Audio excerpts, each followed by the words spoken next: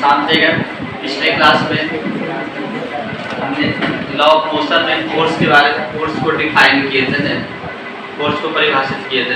Force का definition क्या लिखा है? It is the external force in the form of push and pull. यह एक बाहरी प्रयास होता है जो धक्के और खिंचाव के रूप में होता है। Which can produce the motion in a body at the rest और ट्राई टू क्या stop the body moving body है ना, और क्या था try to change the direction of the क्या मूविंग बॉडी। तो फोर्स एक ऐसा मतलब खिंचाव और धक्का होता है जो किसी रुके हुए वस्तु को क्या करता है? गतिशील करता है या करने का प्रयास करता है, या गतिशील वस्तु को क्या करता है? रोक देता है, या तो गतिशील वस्तु की दिशा में क्या करता है? परिवर्तन ला देता है। इसी को हम क्या करते हैं? फोर्स करते हैं। समझे आप? फिर इसमें एक टर्म आता है इनर्शिया। इनर्शिया के बारे में पढ़ा है।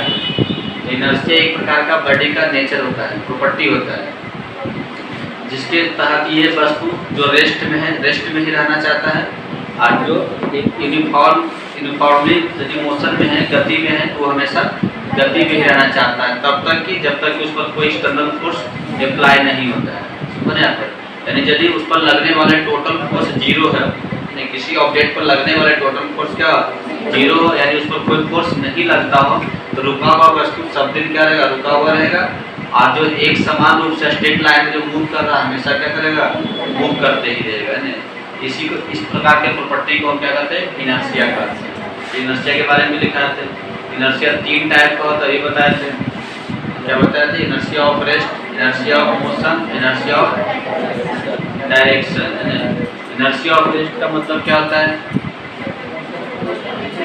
It is tendency of the body which maintains which continue to be in क्या का the body in rest।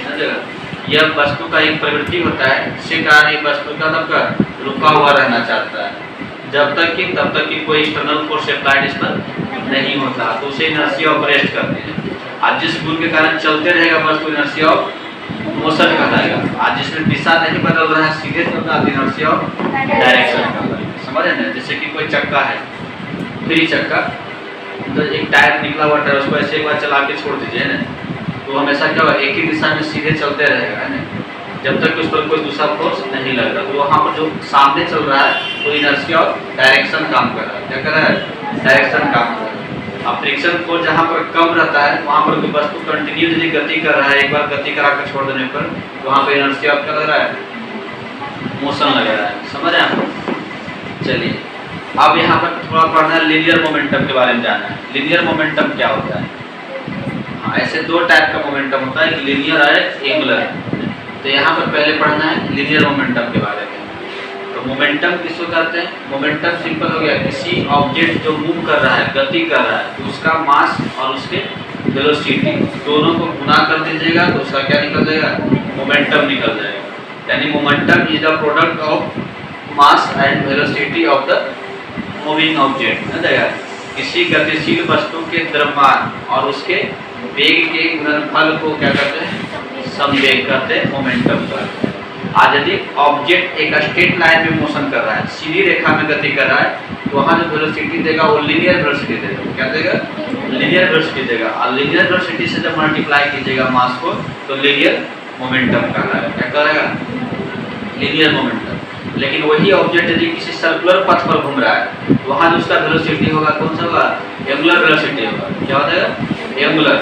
और उस एंगुलर वेलोसिटी को यदि मास से गुना कीजिएगा तो क्या निकलेगा? एंगुलर मोमेंटम निकलेगा। वहाँ पर क्या निकल जाएगा? Angular momentum. तो लीनियर मोमेंटम भी समझ में आ रहा होगा और एंगुलर मोमेंटम भी समझ में आ रहा है। तो लीनियर मोमेंटम का थोड़ा डिटेल से देखिएगा। हेडिंग में क्या लिखना है? Linear momentum.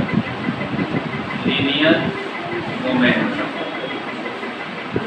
हिंदी में इसको बोले रेखीय संवेग। रेखीय संवेग इसका डेफिनेशन क्या हो जाएगा? द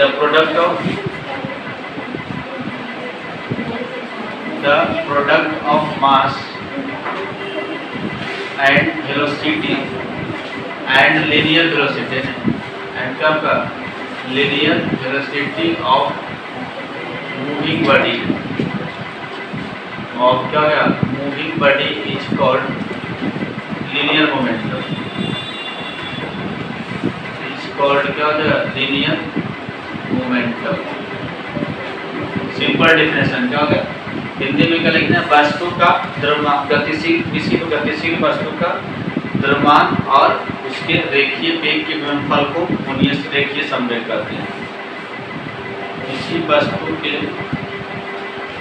हिंदी में बोल के लिखा गया ना, डिफिनेशन है, लीनियर मोमेंटम कहलाता है। अब मान लेते हैं कोई ऑब्जेक्ट का जो मास है, मास को यम मान के चलते हैं, क्या मान चलते हैं, यम, और वेलोसिटी को भी मानते हैं। पहले आराम से समझिए तो लिखते रहिए। वेलोसिटी को क्या मानते हैं, भी मानते हैं। वेलोसिटी वेक्टर क्वांटिटी होता है और मास क्या होता है, स्केलर क्वांटिटी। दोनों का जो प्रोडक्ट कीजिएगा तो मोमेंटम निकलेगा। क्या निकलेगा, मोमेंटम। तो मोमेंटम बराबर हो गया मास इंटू क्या हो जाएगा, वेलोसिटी। मास इंटू क्या हो गया, वेलोसिटी हो गया। तो मोमेंटम को p से लिखते हैं, तो p इक्वल टू क्या हो जाएगा, m v हो जाएगा। इसका सिंबल जो होता है मोमेंटम का संकेत जो होगा वो क्या होगा, p से लिखा है। क्या लिखाता है, p से, तो m v हो गया। अच्छे बताइएगा, मास स्केलर है और वेलोसिटी वेक्टर है, और स्केलर और वेक्टर को गुना कीजिएगा तो क्या मिलेगा, वेक्टर मिलेगा। क्या मिलेगा, वेक्टर। तो मोमेंटम कौन सा क्वांटिटी हो गया, वेक्टर क्वांटिटी। तो यहाँ पर जो p है वो क्या है, वेक्टर क्वांटिटी है। और जो भी वेक्टर क्वांटिटी होता है उसके पास डायरेक्शन होता है, उसके पास क्या होता है, डायरेक्शन। तो इसके पास भी डायरेक्शन होगा ना, तो इसका डायरेक्शन किधर होगा, जिधर वेलोसिटी का डायरेक्शन है। इसका डायरेक्शन किधर होगा, वेलोसिटी का डायरेक्शन की तरफ होगा ना। तो क्या लिखा था, direction of momentum is along to the क्या होगा, डायरेक्शन ऑफ वेलोसिटी। तो क्या पॉइंट लिखना है, इट्स डायरेक्शन इज, सिंपल है कि नहीं, its direction is same as है ना। हाँ, या तो अलोंग कर, अलोंग द डायरेक्शन ऑफ क्या, वेलोसिटी, डायरेक्शन ऑफ वेलोसिटी। इसका दिशा जो होगा वेलोसिटी की तरफ होगा, किधर होगा, वेलोसिटी की दिशा की तरफ होगा। समझ रहे हैं, कोई वस्तु मान लीजिए नॉर्थ से साउथ की हो जा रहा है, नॉर्थ से क्या हो रहा है, नॉर्थ से साउथ की हो जा रहा है, तो उसका डायरेक्शन फिर किधर होगा, मोमेंटम जो होगा, मोमेंटम का डायरेक्शन किधर होगा, नॉर्थ से साउथ की हो जाएगा, उसका भी डायरेक्शन नॉर्थ से साउथ की हो जाएगा। कोई दिक्कत नहीं। वेक्टर क्वांटिटी समझ में आ गया। इसका एस आई यूनिट क्या होगा, जो लिखना है, क्या लिखना है, एस आई यूनिट। किसका S I unit, linear momentum का, यानी p का, यानी एस आई यूनिट निकालना। तो एस आई यूनिट निकालने के लिए फॉर्मूला को देखिए, p इक्वल टू होता है mv। p इक्वल टू क्या होता है, mv। तो p इक्वल टू होगा m का होगा kg, क्योंकि मास है, अब v का क्या होगा, मीटर पर सेकंड। तो kg मीटर क्या हो गया, पर सेकंड। तो एस आई यूनिट जो हो गया kg मीटर पर सेकंड, याद रहेगा ना, kg मीटर क्या हो गया, पर सेकंड। फिर cgs यूनिट क्या निकालना है, cgs यूनिट निकालेगा। cgs यूनिट इसका क्या होगा, वही फॉर्मूला रहेगा, p का मोमेंटम और m इंटू v। तो cgs में मास का क्या होता है, ग्राम होता है, मास का क्या होता है, ग्राम होता है, और मीटर पर सेकंड नहीं होता, सेंटीमीटर पर सेकंड होता है। क्या होता है, सेंटीमीटर पर सेकंड। तो ग्राम सेंटीमीटर पर सेकंड। तो cgs यूनिट क्या हो गया, ग्राम सेंटीमीटर पर सेकंड। कोई दिक्कत नहीं। तो ये यूनिट निकला है, क्या निकला है, यूनिट, एसआई यूनिट और सीजीएस। इसके बाद में निकालने के लिए सीखना है डायमेंशनल फॉर्मूला। क्या निकालना है, डायमेंशनल फॉर्मूला। तो डायमेंशनल फॉर्मूला कैसे निकालें, किसका डायमेंशनल फॉर्मूला निकालना है, मोमेंटम का है। किसका निकालना है, मोमेंटम का। तो p बार जानते हैं mv होता है, क्या होता है, mv। तो डायमेंशनल फॉर्मूला निकालने के लिए भी हम फॉर्मूला का यूज करते हैं यहाँ पर, है ना। तो m का होता है मास, है ना, m से मास लिखा, कैपिटल M से, है ना। और वेलोसिटी का lt माइनस 1 होता है, lt माइनस क्या होता है, 1, lt माइनस 1। तो m lt माइनस क्या हो गया, 1 हो गया। तो लीनियर मोमेंटम का डायमेंशन फॉर्मूला क्या होगा, m lt माइनस 1 होता है। यहाँ तक भी समझ में आ गया होगा। चलिए आप बताइए कि मोमेंटम किस किस बात पर डिपेंड करता है, किसी भी ऑब्जेक्ट का, किसी भी ऑब्जेक्ट का मोमेंटम किस किस बात पर डिपेंड करेगा। तो ओनली दो बात पर डिपेंड करेगा, एक मास पर डिपेंड करेगा, दूसरा वेलोसिटी पर डिपेंड करेगा। दूसरा किस पर करेगा, वेलोसिटी पर। मास बढ़ेगा तो मोमेंटम क्या होगा, बढ़ेगा, है ना। मास बढ़ रहा तो मोमेंटम क्या हो रहा है, बढ़ेगा। वेलोसिटी बढ़ेगा तो मोमेंटम तो भी बढ़ेगा, वेलोसिटी बढ़ेगा तो भी मोमेंटम क्या होगा, बढ़ेगा। अच्छे एग्जांपल देते हैं। दो ऑब्जेक्ट है, मतलब दो व्हीकल है, एक बाइक है और एक ट्रक है ना, और दोनों सेम स्पीड से आ रहा है। समझ रहे आप, ज़्यादा मोमेंटम किसका होगा, ट्रक का मोमेंटम ज़्यादा होगा, तो उसका मास क्या है, ज़्यादा है। अब दो ट्रक लेते हैं, एक ट्रक खाली है ना, ठंडन है ना, और एक ट्रक पर बालू लोडेड है, और दोनों सेम स्पीड से आ रहा है, तो मोमेंटम ज़्यादा किसका होगा, क्या होगा, बालू वाले ट्रक है ना, उसका मोमेंटम क्या होगा, ज़्यादा होगा, क्योंकि उसका मास क्या है, ज़्यादा है। अच्छा, मोमेंटम का जरूरत कहाँ पर पड़ता है, क्या कहीं पर कोई वस्तु का मोमेंटम हम क्यों निकालते हैं, क्या कहीं इसका कोई एप्लीकेशन है कि नहीं, ये सोचना है। मोमेंटम हम पढ़ रहे हैं, मास में वेलोसिटी, तो क्या यहाँ पर इसका कहीं पर कोई एप्लीकेशन होगा मोमेंटम का कि नहीं होगा, कहाँ पर होता है। इससे बाइक चलाना कौन कौन जानते हैं, हाथ रहेगा, ईमानदारी से चलाने के जानते हैं, बस 1 2 3 4, चलिए ठीक है। बाइक चलाते होंगे, जिसमें डिस्क ब्रेक नहीं लगा हुआ तो देखिएगा, ब्रेक लगाते समय अकेले बैठे हुए तो आराम से ब्रेक लगता है, काम करता है, सिंगल लोडिंग में नहीं करता है, और ट्रिपल लोडिंग में उतना ब्रेक काम करता है, उतना नहीं करेगा, करता है थोड़ा सा आगे तक कम ब्रेक काम करता है। ऐसा क्यों होता है, ब्रेक उस समय भी ठीक है आपका, ऐसा बात नहीं है, लेकिन अकेले में ज़्यादा लगता है, जल्दी रुकता है, और ट्रिपल लोडिंग में कम रुकता है, मतलब दिल पर कम ब्रेक काम करता है। ऐसा क्यों होता है, अकेले चल रहे हैं तो बाइक का मास कम है, वजन उस पर क्या है, कम, मास कम है, तो मोमेंटम उसका कम है, मोमेंटम क्या है, कम है। और जब लोड बढ़ गया तो मोमेंटम क्या हो गया, ज़्यादा हो गया, स्पीड में मोमेंटम क्या रहेगा, ज़्यादा रहेगा। तो ज़्यादा मोमेंटम है, और रोकने का मतलब क्या, मोमेंटम को जीरो करना, रोकने का मतलब मोमेंटम क्या करना है, जीरो करना है। और जितना मोमेंटम चेंज होता है ना, उतना ही हमें फोर्स लगाना पड़ता है, एक्सटर्नल फोर्स। तो चलती हुई बाइक यदि रोक रहे हैं तो मोमेंटम जीरो कर रहे हैं, चेंज कर रहे हैं, तो जितना मोमेंटम चेंज करना होगा उतना ही आपको ब्रेक द्वारा क्या लगाना होगा, फोर्स लगाना होगा। तो मास बढ़ने के कारण मोमेंटम बढ़ गया, तो चेंज इन मोमेंटम ज़्यादा होगा, तो इसलिए ज़्यादा फोर्स लगाना पड़ेगा, और आप उतने ही जोर से दबा रहे हैं पैर से, तो कहाँ से रुकेगा, है ना, समझ यहाँ पर। तो मास बढ़ने से मोमेंटम क्या होता है, ज़्यादा होता है, तो वहाँ पर ब्रेक क्या होगा, कम काम करता है, जल्दी नहीं रोक पाता है। ये हो गया मोमेंटम का यूज हो गया।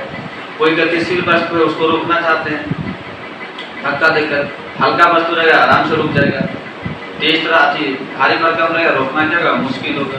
जैसे कोई गेंद आ रहा है ना, आराम से कैच ले लेते हैं, उतना ही आकार का पत्थर कोई रहेगा, कैच ले पाइएगा, नहीं ले पाइएगा, क्यों नहीं ले पाएगा, उसका मास ज़्यादा, मोमेंटम क्या है, ज़्यादा, फोर्स ज़्यादा लगेगा, फोर्स क्या होगा वहाँ पर, यदि ये मोमेंटम का एप्लीकेशन होगा। तो मोमेंटम दो चीज़ पर डिपेंड कर रहा है, मास पर और वेलोसिटी। अच्छे, आप एक चीज़ ध्यान देना है, क्या एक लोडेड ट्रक है बालू से और एक खाली ट्रक है, दोनों का मोमेंटम बराबर हो सकता है। एक ट्रक पर बालू लदा हुआ है, एक ट्रक खाली है, क्या दोनों का मोमेंटम किसी कंडीशन में बराबर हो सकता है?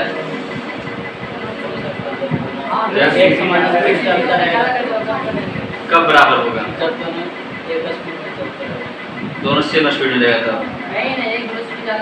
एक का ज़्यादा रहेगा, कम, खाली वाला का स्पीड ज़्यादा कर बढ़ाकर मोमेंटम को सेम किया जा सकता है। जिस पर बालू लोड है उसको स्लो चलाइए, और जिस पर बालू नहीं है, उस पर हल्का है, उसको क्या चलेगा, फास्ट चलेगा, मोमेंटम वहाँ पर ज़्यादा हो सकता है।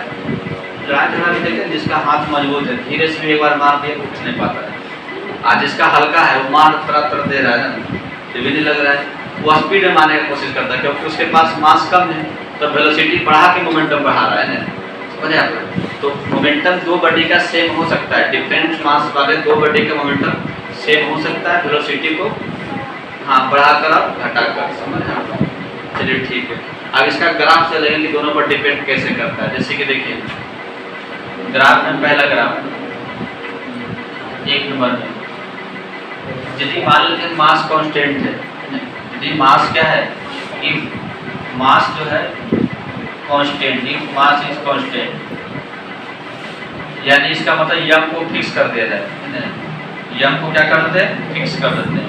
इधर मोमेंटम है, इधर वेलोसिटी, वेलोसिटी बदल रहा है ना, जिसका ग्राफ इस तरह से होगा। स्ट्रेट लाइन में रहेगा, यानी यम यहाँ पर कांस्टेंट है, यम क्या है कांस्टेंट। मास को कांस्टेंट कीजिएगा तो जैसे जैसे वेलोसिटी बढ़ाइएगा पी क्या होगा बढ़ेगा, तो डायरेक्टली प्रोपोर्शनल होता है, तो ये क्या देगा स्ट्रेट लाइन में होगा, यानी यहाँ पर पी जो होगा डायरेक्टली प्रोपोर्शनल क्या होगा बी होगा। दूसरा कंडीशन में यदि वेलोसिटी कांस्टेंट करते हैं,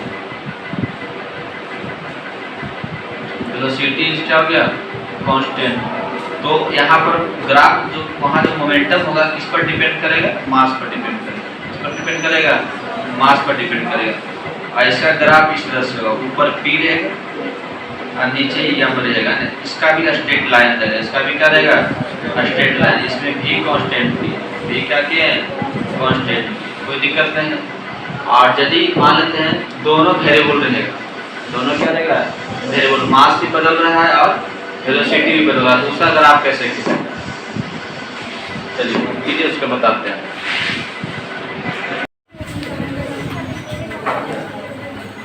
चलिए अभी ध्यान दीजिएगा, अब तीसरा ग्राफ पॉइंट कंडीशन लेके चलना है कि मास और वेलोसिटी दोनों वेरी करेगा, दोनों क्या करेगा वेरी, तो ग्राफ कैसा खींचाएगा ना,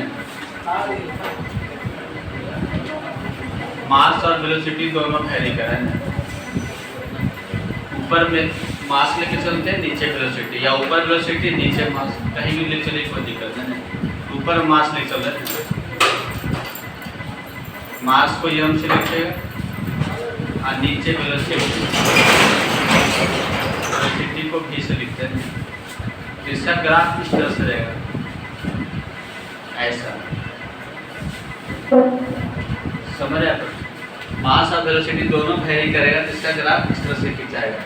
इसमें देखिए क्या होगा, वेलोसिटी यहाँ पर ऊपर से जा रहा है, क्या हो रहा है मास बढ़ रहा है, इधर आ रहा है क्या होगा वेलोसिटी बढ़ रहा है, और ये जो ग्राफ है किसका है मोमेंटम का, ये क्या है मोमेंटम, यहाँ पर मोमेंटम कांस्टेंट रहेगा, पी कांस्टेंट रहेगा, ये क्या रहेगा कांस्टेंट, यहाँ पर पी इज कांस्टेंट, यानी momentum is constant, momentum is, जब मोमेंटम कांस्टेंट रहेगा और मास और वेलोसिटी वेरी करेगा तो इसका ग्राफ इस तरह से खींचाएगा, यानी कहने का मतलब हो गया P इक्वल टू एम भी होता है ना, तो P कांस्टेंट है तो एम भी इक्वल टू क्या रहेगा कांस्टेंट, एम भी इक्वल टू क्या हो गया कांस्टेंट, तो यम बढ़ेगा तो भी क्या होगा घटेगा, और भी बढ़ेगा तो यम क्या होगा घटेगा, मतलब छोटा वस्तु है तो स्पीड ज़्यादा करना होगा तब ना मोमेंटम सेम रहेगा, और भारी भरकम वस्तु तो स्पीड क्या करना होगा कम करना होगा, तब मोमेंटम क्या होगा सेम होगा। यानी आपने क्या समझे कि अलग अलग मास वाले दो ऑब्जेक्ट का मोमेंटम सेम हो सकता है, स्पीड को बढ़ाकर और घटाकर, कोई दिक्कत नहीं है। चलिए ये मोमेंटम का कहानी था ना। अब इसके बाद पढ़ना है लॉ ऑफ मोशन। मोशन के कितने लॉ है, गति के कितने नियम हैं, 9th तक भी पढ़े होंगे, 3 नियम है, कौन कौन सा, Newton first law of motion, Newton second law of motion, Newton क्या आपका third law of motion, first second और क्या हो गया थर्ड, इसको ऐसे नाम रखना है फर्स्ट सेकेंड थर्ड। पहला सुन लीजिए पहले, Newton first law of motion क्या कहता है,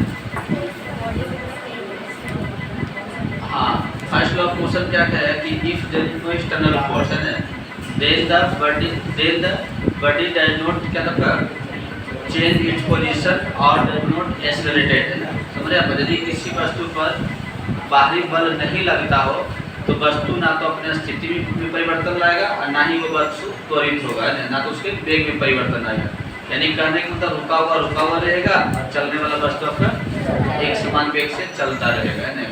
तो इस तरह से पहला जो मोशन है, पहला जो लॉ है, ये फोर्स को डिफाइन करता है, क्या करता है फोर्स को डिफाइन करता है। फोर्स क्या होता है, फोर्स लगने से रुका हुआ वस्तु चलने लगता है या गतिशील वस्तु के वेग में परिवर्तन आ जाता है, समझ रहे आप। तो फोर्स को डिफाइन कौन सा नियम करता है, फर्स्ट लॉ ऑफ मोशन, समझ रहे आप। सेकेंड लॉ ऑफ मोशन क्या कहलाता है,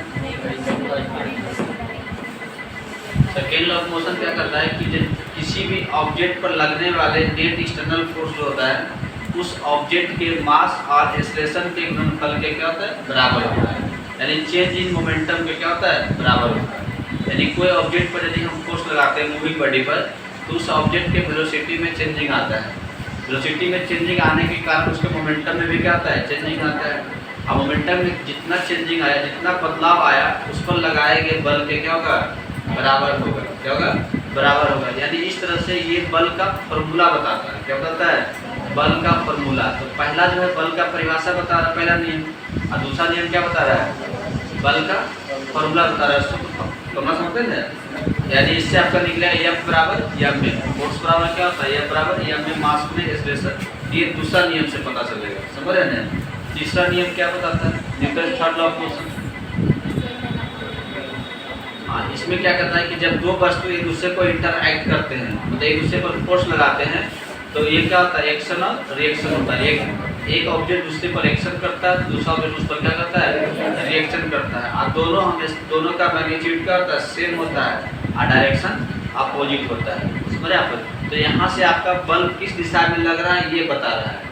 जैसे कि हमने दीवार को धक्का, बोर्ड को धक्का दिए, तो हमने उधर बल लगाए, दिशा उधर हुआ, अब बोर्ड हमको क्या लगाया, इधर लगाया। तो बल के डायरेक्शन, बल के नेचर को कौन बता रहा है, तीसरा नियम। तो तीसरा नियम बल का नेचर बता रहा है। तो तीनों नियम मिलकर क्या बता रहा है, बल के बारे में बता रहा है, फोर्स के बारे में बता रहा है। पहला नियम बता रहा है कि फोर्स क्या होता है, डिफाइन कर रहा है। दूसरा नियम फोर्स का फॉर्मूला बता रहा है। तीसरा नियम फोर्स का नेचर यानी डायरेक्शन बता रहा है कि किधर फोर्स लग रहा है, एक्शन वाला है कि रिएक्शन वाला है। हर एक में एक्शन और रिएक्शन होता है, झगड़ा वाला आ जाता है, एक्शन रिएक्शन।